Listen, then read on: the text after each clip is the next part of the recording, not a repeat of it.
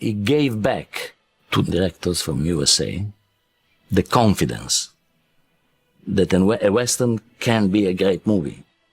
I went to see Once Upon a Time in the West not knowing what to expect, and all of a sudden, what is this thing? My reaction to the film the very first time I saw it was one of astonishment.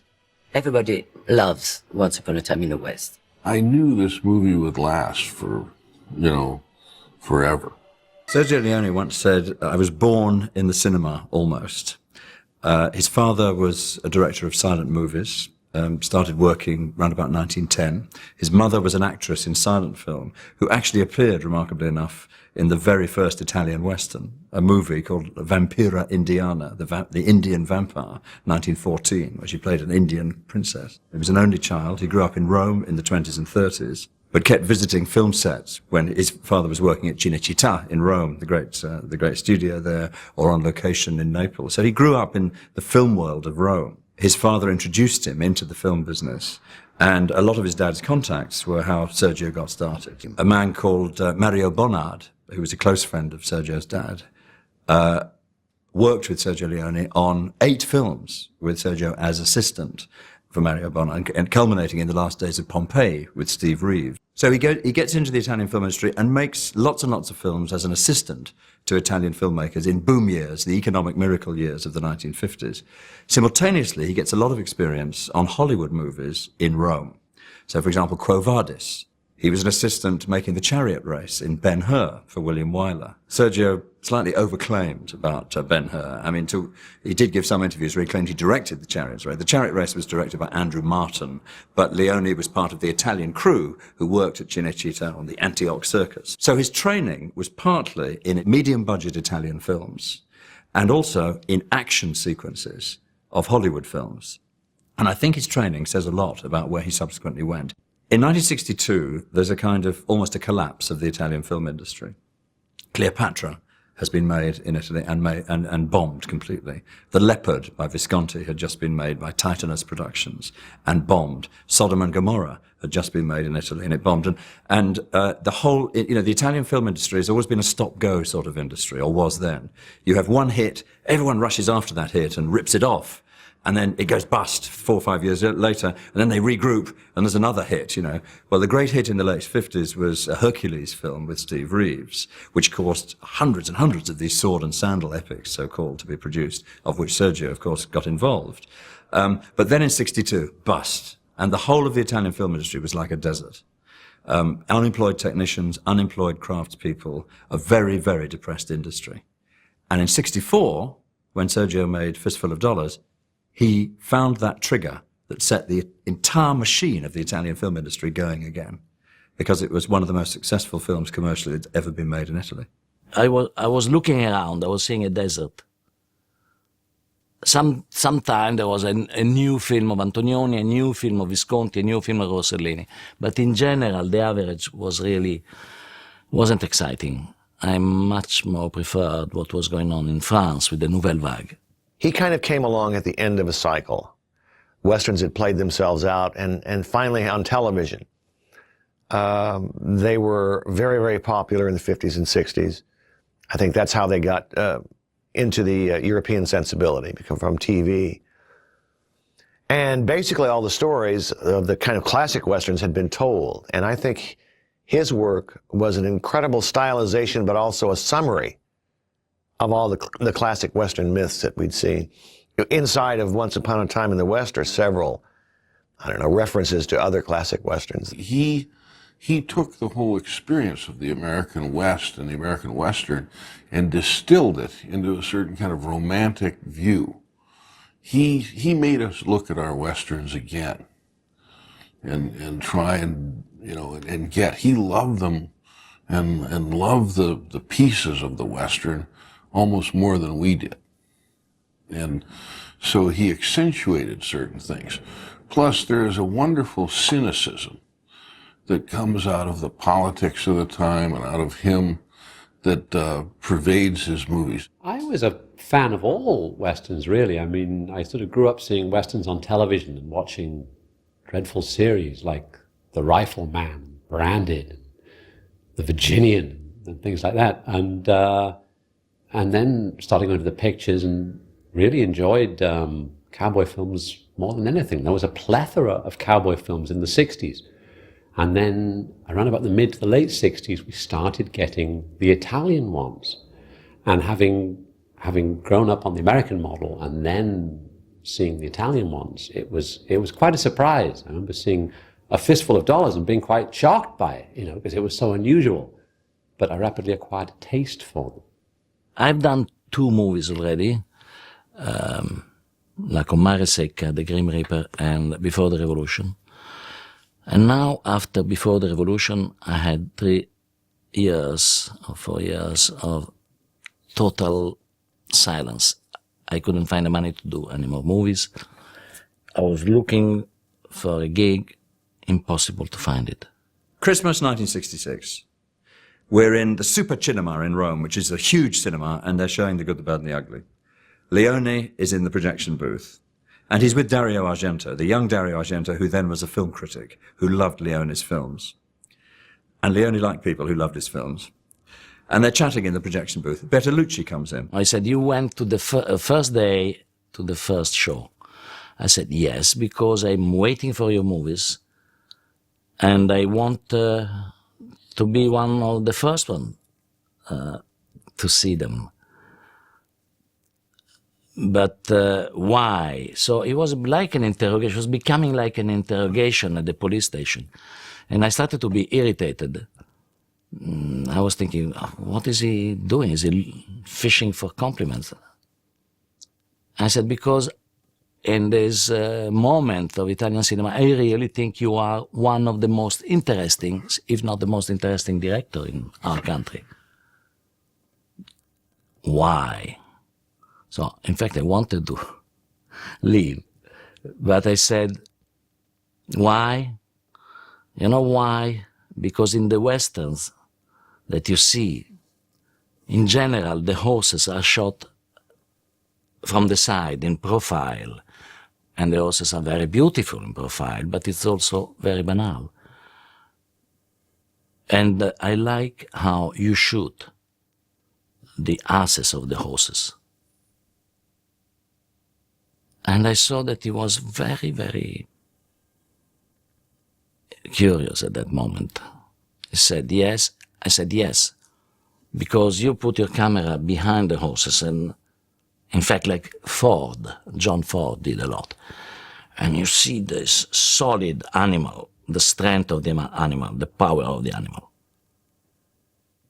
And he looked at me, he did a long silence, a bit like in the editing of his movies, when 2 characters are looking at each other and you have a close-up, silence, the other close-up, another silence. And then he said, you will write my next movie. He wants to recapture, in Once Upon a Time in the West, the magic of what he felt when he was a child, seeing those vast open spaces of the American Western. But at the same time, he didn't approve of their ideology very much. He thought they were too triumphalist and all about the American way and a man's got to do what a man's got to do, all the ideologies of the American Western. So there's this funny paradox. He loves it to death, but at the same time, he wants to criticize it. So he wanted to make a movie that was a kind of homage to all the Westerns he loved, but turn them round a bit so they meant something different this time. It was fun, the first meeting. It was fun to meet him again. With Dario Argento, who co-wrote with me the treatment of Once Upon a Time in the West, the title existed already when we started to write. With Dario, who was also, like me, a kind of cinephile, Dario was the, deputy movie critics of Paese Sera, a evening newspaper in Rome. And he agreed with me that Sergio was one of the most interesting directors in Italy in the 60s. So we were both excited. So these 3 film buffs sit in Leone's house in spring 1967 and just watch all their favorite Westerns together. You know, The Searchers, Shane, Johnny Guitar, The Magnificent Seven, High Noon, particularly High Noon and Johnny Guitar, The Iron Horse by John Ford, all these films. And they just steep themselves in this culture of the Western. One day at the beginning he told me, "How did you shoot when you were a child?" I said, "What do you mean, how did you shoot?" With a gun. Did you shoot cha, cha, cha, cha, like that, or pam, pam, pam, pam, pam, like that? And what they were doing was something that's very common now, but in 1967 was very uncommon, which is films about films. And in fact, the French philosopher Jean Baudrillard has called Leone the first postmodernist film director for this reason. He had his first idea, which was again a movie about a man, like Pugno di dollari, Fistful of Dollars, and per qualche dollaro in più, the second one, and then... I think that every day, every meeting, I was trying to smuggle the idea. It's time now, dear Sergio, that you face a new challenge. Let's have a woman character in your film. At the beginning, he was very resistant. And then one day he told me, I think you're right. I think this time there will be a woman. This, of course, was the first time that Leone had attempted a complex female character in his westerns. In the Dollars films, you know, the female parts are either, I'm afraid, either Madonnas or whores, basically. A very sort of Mediterranean juxtaposition, that in the first one there's a Madonna who's called Marisol, and she has a child called Little Jesus, in case you didn't get the point. and in others there's sort of hoteliers and tarts in these strange southwestern towns. So he hadn't really attempted a female part, but she's the entire center of the plot. There's a big long line of us who fell in love with Claudia Cardinale back in the 60s and have never gotten over it. I'm one of those people. I mean, she's just astonishing. Oh, Claudia Cardinale has never been more beautiful in any movie. Or she's the whore with the heart of gold, you know. Every man wants to find the whore with the heart of gold. And she, too, becomes this sort of eternal figure at the end when he says, go out and let them look at you, you know. Give them a drink of water. I know Sergio Leone a long time before. We are very good friends. And but when he asked me to come to talk about Once Upon a Time in the West, he had no script. He just explained all the film to me that day in his house. And he said, you know, my first idea is that the woman arrives on a train and the camera is very low on the platform, and you see the train passing by and stopping, and the camera is very low, and you see the door of the train or the wagon opening, and then you see this gown coming, and the camera is under the gown and it becomes dark, and it's a woman, and I'm not sure she's wearing the knickers. That was his first way to accept, to have a woman in this film. Then it was Claudia Cardinale. They say that he was supposed to put the camera low to see that I wasn't wearing underwear. This is completely stupid, ridiculous, because I never accept to be naked. Nowhere, because I'm not selling my body to anyone. And Sergio never asked me to do that. I think he saw me like Jill. And for the first time in a Western, the woman has this kind of part, very important. And it was magnificent to be surrounded by actors like Henry Fonda, Charlie Bronson, and Jason Robards, of course. Then I was surrounded by magnificent actors.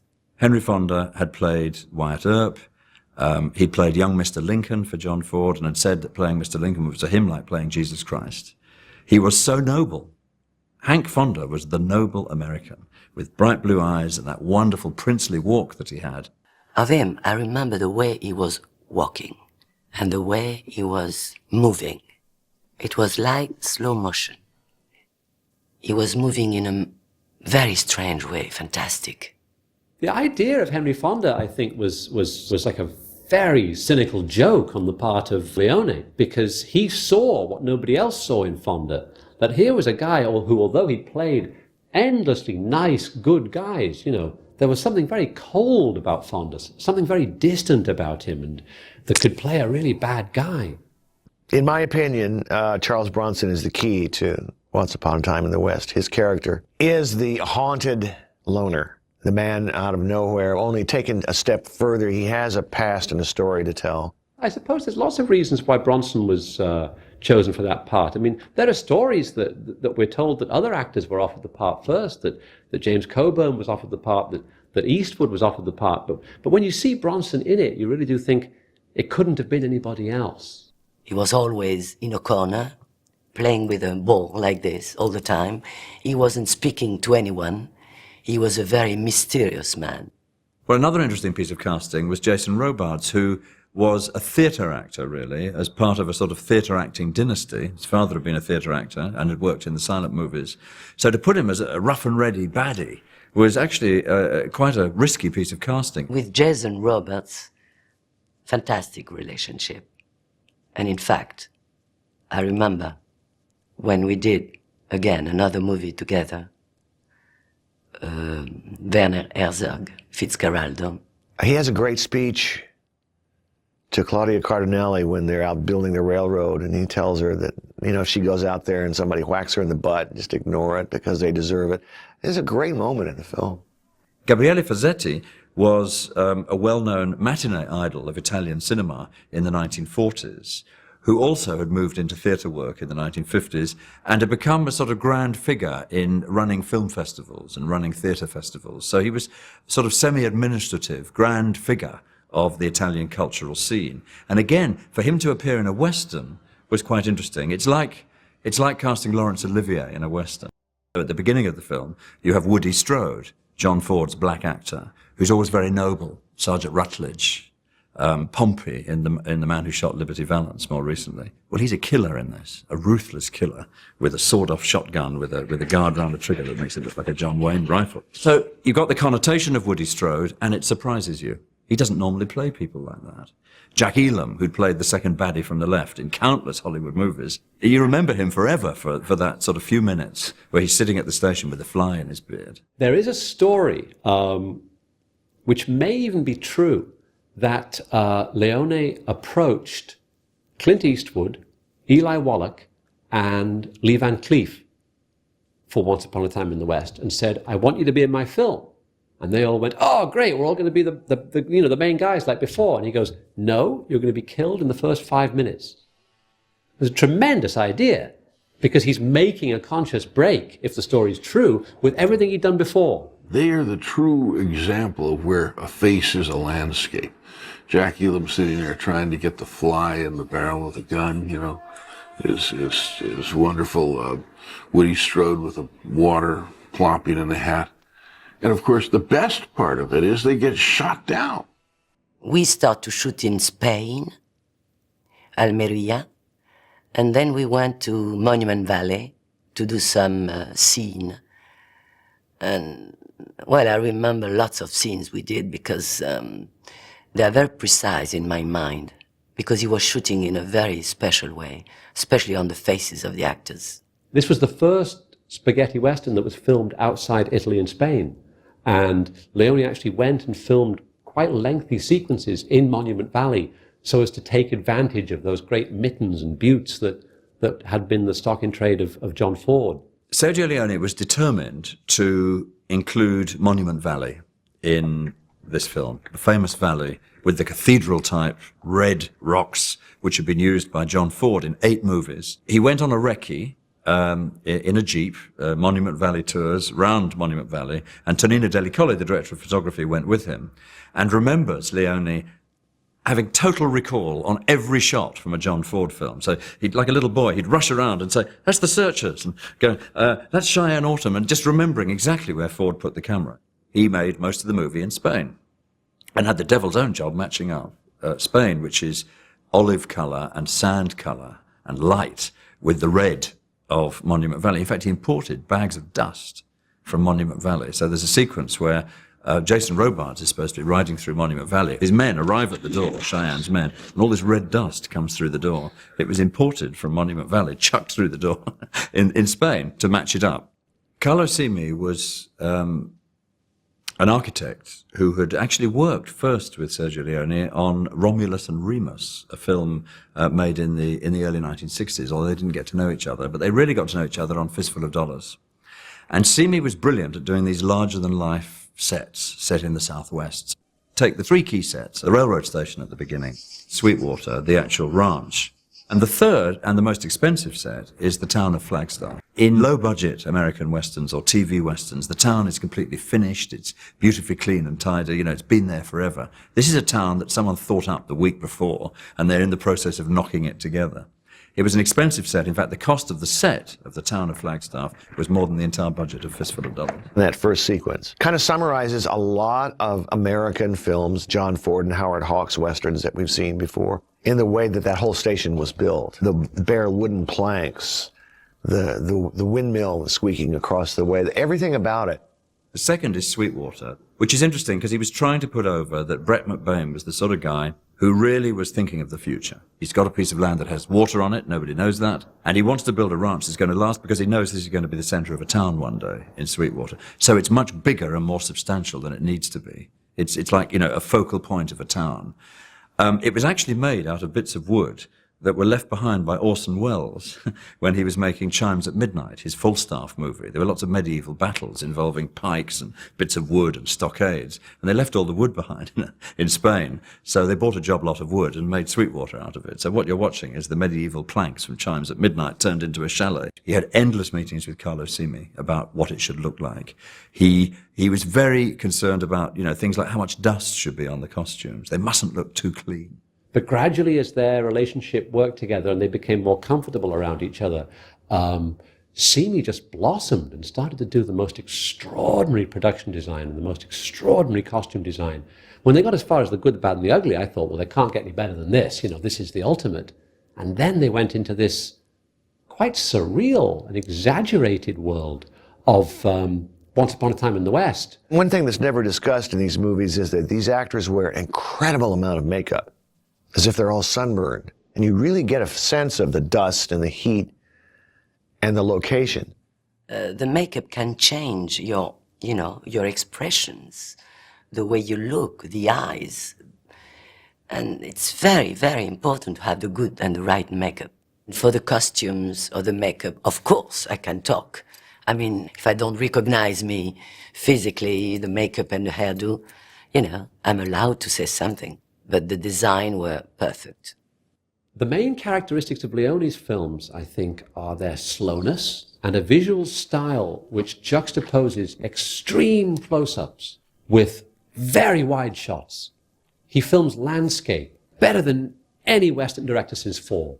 But he also uses the faces of the characters as a sort of geography as well, and gets really close to the faces and shows you the pock marks, and if they haven't got scars, he gives them scars, So the faces sort of become the landscape, and I think that's something that he, more than any other spaghetti Western director, was responsible for. He shot in broad daylight, allowing him a very deep focus. He'd have foreground objects very close to the camera and background object. And the movement of those two objects in opposition was extremely powerful. He used that before in the Dollars trilogy. And he used it to great extent here in Once Upon a Time in the West. My favorite scene in Once Upon a Time in the West is the arrival of Jill on the station. And there's that amazing moment when Claudia Cardinale arrives at the station. She gets off the train. She talks to the station master. How do I find my way to Sweetwater? And the camera You don't see the town yet. All you see is the station. And the camera goes up and you see the roof, the tiled roof. And there's this swell in the music, a sort of crescendo. And there, just behind the station, you didn't even know it was there, is an entire town in the process of being constructed. The camera work in his films always has a very sort of deliberate composition where there is a great landscape filled with people and stuff and everything, and then half the landscape will be somebody's face. He was always looking for people whose face told the whole story. Tonino Delle Colli is a magnificent director of photo. And I've been doing lots of movies with him. And first of all, he's a very funny man. I never had problems with him because he knows how to put lights.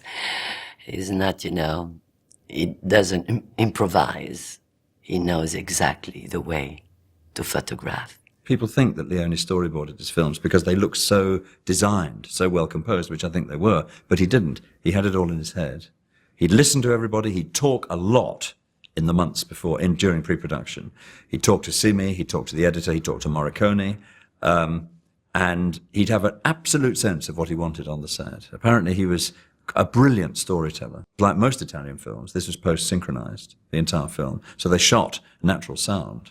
And because, Cinecitta's built on the flight path of Fiumicino Airport, I mean, there's jets going over all the time, for example, they then looped in the sound afterwards, and Robards was apparently brilliant at that. Because they don't shoot with sound, there's a lot more, I don't call it daring in the camera work. The camera goes everywhere because they're not worried about sound booms. Everything, the costumes, the music, the construction of the sets, the faces of the actors, it's flawless. Every scene has a little flourish that you say, I've never seen anything like this before. It's really unique. I love very much the way he was shooting, and I love very much the way he was using the camera and the cuts and everything. Sergio Leone started a way of making cinema totally different and marvelous. There is a zoom shot into Charles Bronson's eyes at the moment the flashback of why he's there on his mission is told, that maybe the biggest close-up of an actor's eyes I've ever seen in my life. They've completely filled the screen. For Sergio Leone, women were very important. And for him, I was very important. Everything was around her, or around Jill. Right at the very beginning, when they were making Fistful of Dollars in 1964, at one point they wanted to write the music first and cut the movie to the music, as if it was one long rock video. But they couldn't get it together. It happened too quickly. It happened too quickly with the second film. In the third film, The Good, the Bad, and the Ugly, the final reels, the scene in the cemetery with Eli Wallach running round and round and round, which is very musical, and the scene of the final duel, the music was written in advance, and Leone had it in his mind, but it wasn't recorded and it wasn't played on the set. But Leone knew that he was going to have to cut to this music. But for Once Upon a Time in the West, the entire score was written before they shot a foot of film. And the first thing he wrote with Morricone was the Jill song. Beautiful. Of course, I remember also Harmonica, Bronson, fantastic. I think Ennio Morricone and Sergio Leone had an incredible partnership in his Westerns, going back to the first. And I think that came to a culmination in Once Upon a Time in the West. Before, there would be a dozen different themes in For a Few Dollars More, a lot of themes in The Good, the Bad, and the Ugly. In Once Upon a Time in the West, there's really only about 4 different pieces of music, each one related to a different character. And all these themes, like a Wagnerian opera, were written, one for each character, and then put them together and blend it as the characters develop relationships. All that was written before the movie was shot. And they only played it on the set. The first thing he was doing, Sergio, was the music. And in fact, during, when we were shooting, first of all, he put the song of Jill, then Chuck, and I was acting. But the music was always there during all the movie. There's moments in this film where the interplay of music and image is so complete that it's almost uncanny. Towards the end, Henry Fonda rides back to the train to see what's happened on his grey horse, and the horse is trotting in time with Morricone's music. Leone claimed that George Lucas, when he was cutting The Empire Strikes Back, had a copy of the soundtrack of Once Upon a Time in the West in the editing suite because he wanted to capture that interplay of music and image when he was making The Empire Strikes Back. I don't know if that's true or not, but it's a great story. And certainly it was a breakthrough in sound design. Leone said 40% of a movie is sound. But they had a problem with the opening sequence. And they tried some musical themes, but they didn't seem to work. They spoiled it. And one day, Morricone went to a concert in Florence, done by a performance artist. And it was one of these performance artists that was performing in the style of John Cage, the composer, which is that all natural sounds are music if they're played in a concert hall. You know, that it doesn't have to be pianos and musical instruments. You can have ordinary sounds, but if they're in a concert hall, all sound becomes music. And what this fellow performed was a symphony for Metal Ladder, right? So this guy comes onto the stage with a microphone and a metal ladder and does this performance with a metal ladder, entirely making noises of the metal with the microphone. And Morricone went home and phoned Leone and said, why don't we do the entire sequence based on amplified natural sounds? The opening sequence, the water wheel that needs oiling, the fly that keeps buzzing, the telegraph. And then when the train comes, this deafening shriek. We were writing, it was early 67. It was impossible to be an Italian director and not to be political. I mean, politics was in the air we were breathing, was in the spaghetti we were eating, was in the wine we were drinking. Politics was everywhere. There is a politics that goes through all of Leone's works, that money is and greed are ultimately the things that are pushing people to do all that they do, you know. So you could say they have a touch of Marxism in them. When the events of May 1968 happened in Paris, with all the student revolutions and everything, all over the shops were, this year, the style is Sergio Leone. Long coats. And the student population of Paris loved Once Upon a Time in the West. They related to it as a movie about American culture. These were the children of Karl Marx and Coca-Cola, right? A mixture of sort of loving America, but also being left-wing. Those were the students of 68. And Leone was the presiding genius. Leone really isn't as political a director as some of the other spaghetti western directors. He's nowhere near as political or as left-wing as Corbucci or as Damiano Damiani, who made A Bullet for the General. Those are much more overtly political films. I think that there is a political element to Once Upon a Time in the West, more so than the previous films, and it has to do with the railroad. I know people have asked me if I thought Once Upon a Time in the West was political. I don't see it. It looks like a grand kind of crazy opera, Western opera, in the great Italian tradition of Fellini, who would go off and do these incredible films that I still don't understand, but are beautiful to watch. And I don't see politics in it. I mean, I didn't read it into it. Perhaps you can. I think you could probably read politics into any movie ever made, including Plan 9 from Outer Space. I'm sure there's some in there too. After Bertolucci, Argento and Leone had done their treatment, which was very long, the screenplay was written by Sergio Donati, one of Leone's screenwriters from earlier films, and Leone himself. And Leone wanted to experiment with this rather expansive style of filmmaking. So the script is quite minimal in a way. There isn't much dialogue, but there's a lot of stage directions about the camera moving around and what's going to go on. And clearly he mispaced himself, because when he was filming the Sweetwater sequence with the massacre of the family, Leone phoned Donati and said, I'm in trouble. Because if I continue, I've got this rhythm, I've got this pace, this strange pace in the movie. It's like in a Japanese film, that you feel the passing of time in a very slow way, very stylish, very slow, and very self-conscious style of filmmaking, very expansive, like a piece of rhetoric almost. And he said, if I continue like this, the film's going to be 5 hours long. I'm in trouble. What can I do? So Donati came down and joined him in Almeria and sat on the set, and they removed various sequences, some of which had already been shot. There's a sequence where Charles Bronson is beaten up by the sheriff, played by Keenan Wynn, and his men, just after the opening sequence at the station, where, if you notice in the finished film, Bronson suddenly appears with a scar on his cheek. And it's never explained. Well, that's the legacy of that sequence, that they immediately cut out. And they also rewrote the script a bit to compress certain bits of it. So, but even so, it was a long movie. I think that the artistry perhaps has gone over the top and has made the film too long and perhaps too artistic.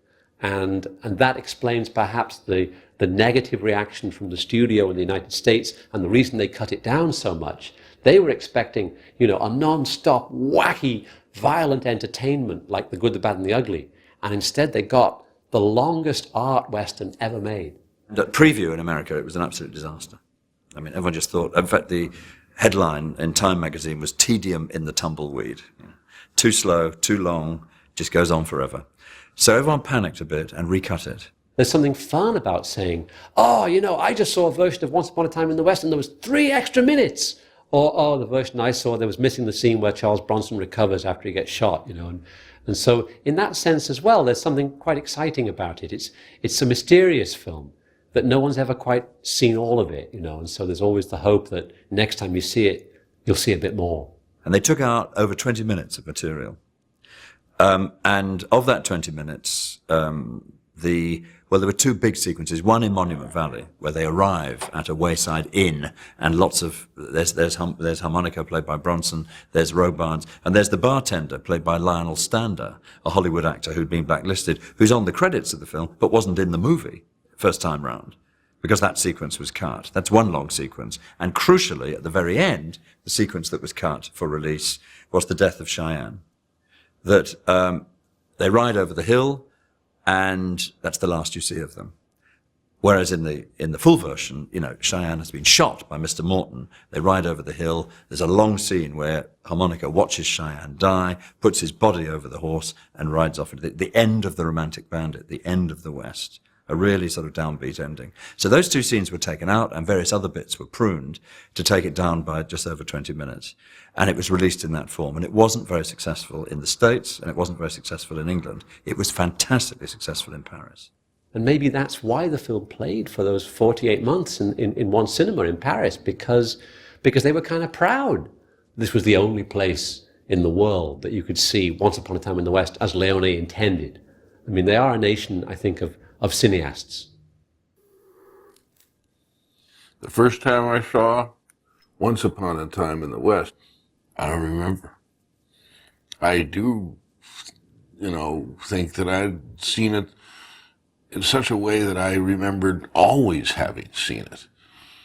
I don't remember the first time I saw it. I think it was in a theater. But I do remember the way I felt at the end of it, that I felt something big had happened. And I had not had that feeling quite the same as that since seeing The Bridge on River Kwai, where you felt at the end of a movie that you'd participated in some grand event. And, of course, I was a big fan of Leone, so at the time, the movie was faulted, and the flaws in it were pointed out and everything. But I knew this movie would last for, forever. When I saw Once Upon a Time in the West for the first time, I loved it. I remember we saw it at a private projection he had in his house, Sergio. I loved it immediately. The first time I saw Once Upon a Time in the West, it was at a mega cinema somewhere in Paris. I think a cinema where the film played for 48 months. And I must have seen it there 2 or 3 times. As the print gradually deteriorated and got more and more scratched up, and then the real changes got more and more funky. But I was lucky in that sense, in that the first time I saw Once Upon a Time in the West, it was a fairly complete version. I first saw Once Upon a Time in the West on its American release here in the United States. I was a film student. I believe it was 1969, if I'm not mistaken. And it was on a double bill with El Dorado, which was a Howard Hawks Western. I was a big fan of Howard Hawks at the time. I think he gave back to the proper Western makers. I mean, directors from USA, the confidence that a Western can be a great movie. He gave back something that have gone lost, like we said before, the innocence. He gave back a new identity for the Westerners. Something that took off from Monument Valley, went through Almeria in Spain, where Sergio was shooting his movies, and Cinecittà, and goes back to Monument Valley after this kind of little travel to grow up.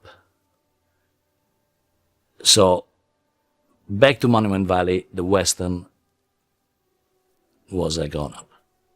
The amazing thing is that for a film that's almost 3 hours long, there's only 15 pages of dialogue.